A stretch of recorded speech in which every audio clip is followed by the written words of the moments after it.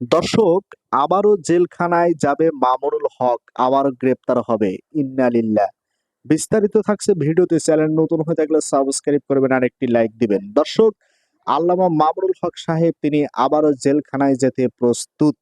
কারণ একথা তিনি নিজেই বলছেন যে আমি আবারও জেলখানায় যেতে প্রস্তুত আছি, কিন্তু আমি কোনো বাতিল সম্প্রদায়ের কাছে মাথা নত করব না। স্পষ্টভাবে তিনি জানিয়ে দিয়েছেন যে এই যে আমাকে ৩ বছর যে জেল খাটানো হলো মিথ্যা অপবাদ দিয়ে, মিথ্যা মামলা দিয়ে, এখানে তারা ভেবেছিল যে আমাকে হয়তো এ সমস্ত করলে আমি হয়তো বাতিলের কাছে মাথা নত করব, আমি হয়তো ইসলাম থেকে দূরে সরে আসবো। কিন্তু না, আমি হক কথা বলবো।